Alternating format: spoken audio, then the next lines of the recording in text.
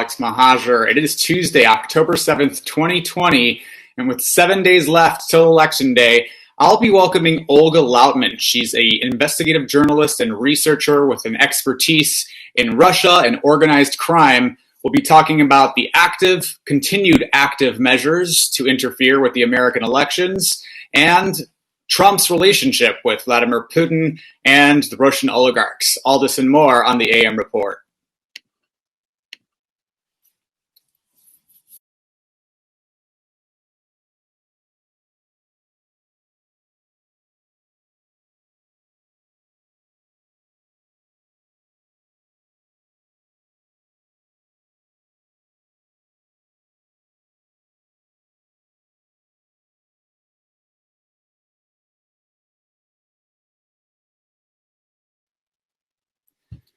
Good morning, everybody, and welcome to the broadcast. It is Tuesday, October 27th, and we've got a lot of headlines to cover this morning. With 1 week to go until Election Day, 66 million Americans have voted already, according to the U.S. Elections Project. The Republican-controlled U.S. Senate has successfully confirmed Amy Coney Barrett to the Supreme Court over the objections of Senate Democrats and the majority of Americans who believe this process was illegitimate. House Judiciary Committee GOP could hardly contain their excitement, and they announced their confirmation vote while taunting Hillary Clinton with a happy birthday tweet.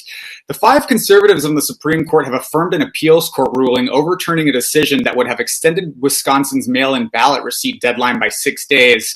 And in that concurrence, Justice Kavanaugh outwardly endorsed legal theories that could help Donald Trump halt the counting of mailed ballots after Election Day, or even worse, could help override the results with the help of Republican state legislatures, which is, of course, the horror scenario that we have all been sort of worried about with only 7 days left till Election Day. So all eyes are on Amy Coney Barrett, and because she sort of refused to answer any questions regarding her ideological perspectives, we're not exactly sure what she'll do with election-related disputes. Senate Democrats are sending out lots of emails this morning, hoping to have a good fundraising haul because of this confirmation vote, which they view as being the second Republican theft of a Supreme Court seat in only the last 3 years. So that's the headlines this morning. And speaking of the election, I'd love to welcome Olga Lautman to the program. She's an investigative journalist and a researcher with an expertise in Russia and organized crime. Welcome to the program, Olga Lautman. Hi, Alex. How are you? Thank you for having me on. Thanks for coming. I'm really excited to have you. And you've been doing a lot of great work. I've actually been sort of weaving in and out, following you for a few years, because I was a person that was fascinated by the Russian active measure in the 2016 election and the effects that it may have had on the outcome of that election. So can you give us a little bit of a general understanding of what the Russian modus operandi is in terms of American elections and our democracy? Well, basically, Russia has been for a while. They have been on a path of, weakening democracy, weakening our alliances. So, I mean, as much as we were a target, there were several countries in Europe that they've been trying to overturn their democracy. So basically, with that said, they use the same exact active measures. It's always they hack into people's emails, they release emails, they fabricate emails, they run a disinformation campaign via social media now, where they find any vulnerabilities in the society, and then they will amplify it and use it to their advantage to cause a big divide. And basically, 4 years later, you see where we are.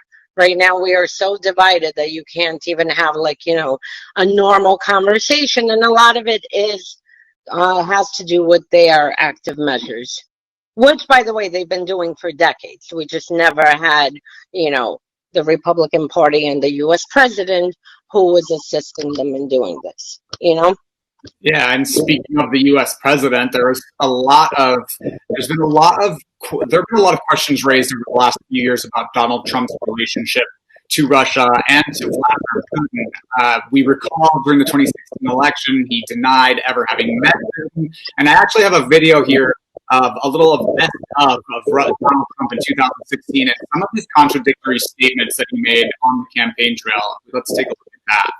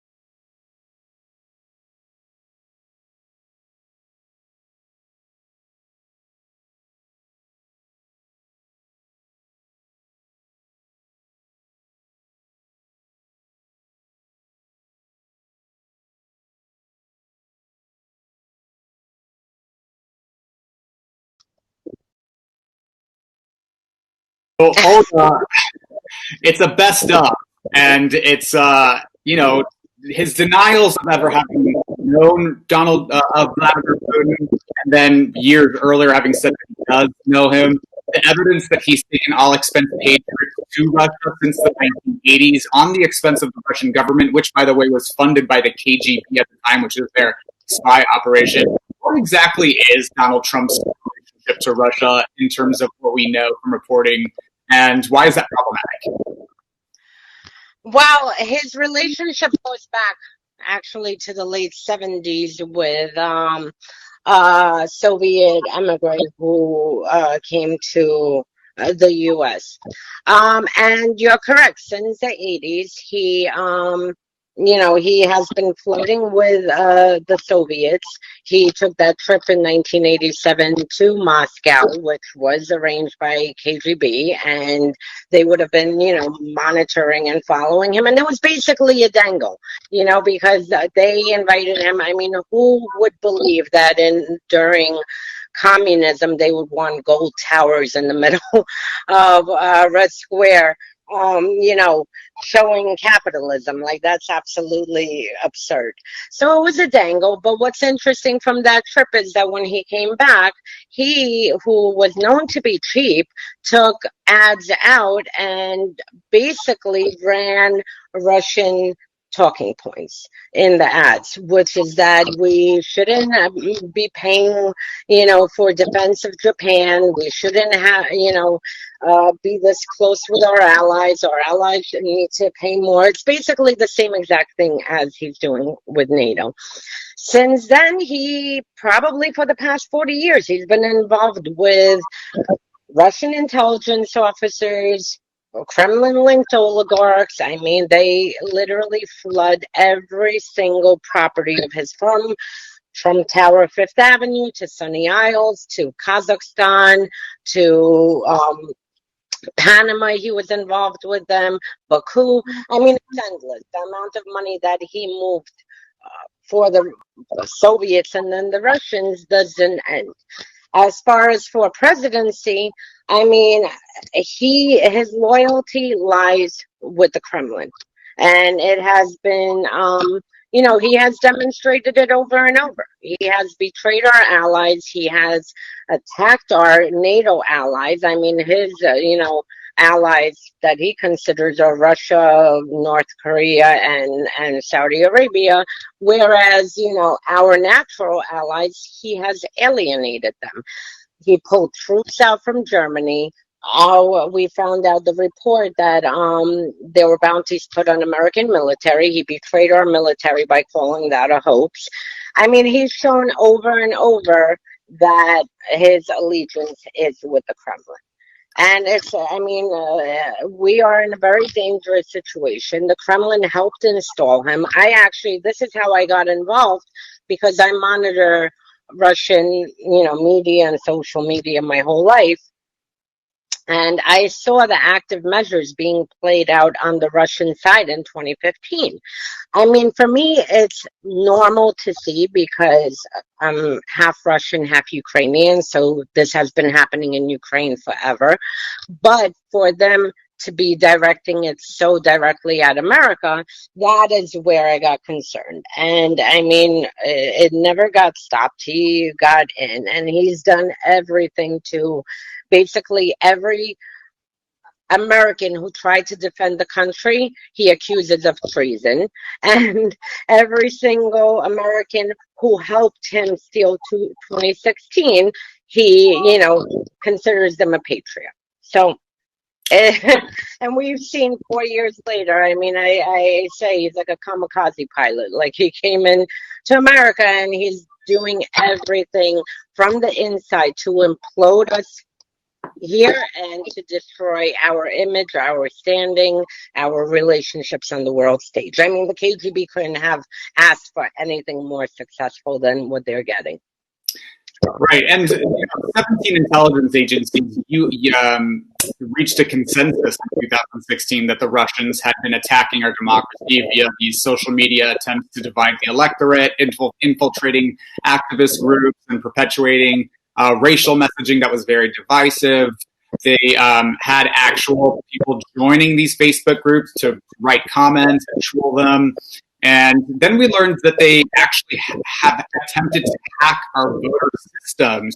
Can you describe to me what we know about actual election hacking and whether there should be a concern about them actually trying to manipulate voter counts? I mean, it's definitely a concern. Again, Ukraine was a testing ground for everything that Putin has unleashed on the West. I mean, he literally, from everything from disinformation, except in Ukraine, it wasn't memes. I mean, the memes were more directed to Trump supporters. In Ukraine, it was lengthy, articles of why they should have a closer relationship with the Kremlin and move away from the West. So in Ukraine, they did try this. The capability of changing votes, they do have it, but it's a very small percentage. I mean, I'm more scared of the Republicans, doing it from the inside, like the Republican leaders, than actually like the Russians. They do have the capability, but it's on a small percentage, and that's why we need to vote in mass numbers, because they can maybe change a few percentage points. If there's a huge gap, there's absolutely no way they can, overturn that election. Right, because we can document and we can verify and double check on voter rolls and precinct vote counts, so it would be hard to manipulate the vote count. But I think I'd really like to ask you about compromise, the concept of compromise, and this idea that's been passed around that people like Donald Trump are not necessarily double agents or working in actual cahoots with the Russian government, but might be something called either a useful idiot, which is also a form of a Russian asset, or have some compromising information on them. Would you describe just how the Russian spy operation manages to control Western media figures and politicians?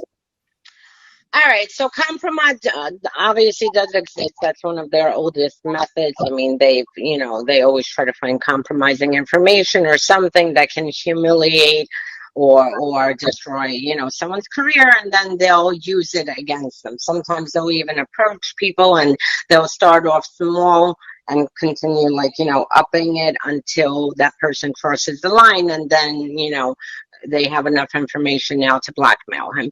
With Trump, I don't think he's a useful idiot. I honestly see him as a business partner of Russia and the Soviet Union, and then Russia, because first of all, he's shameless. For the Kremlin to compromise him, yes, they do have compromising information of all of all his every single time he had a transaction with Russian mafia that was documented. It's not like Italian mafia where it happens and that's it. Their Russian mafia is so connected with the Kremlin because the Kremlin is basically Russian intelligence services. They use Russian mafia for dark, operations that they want plausible deniability. And then the oligarchs who are the money people on the front of it.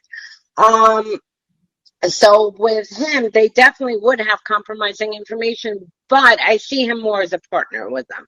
I We have a different definition of agent.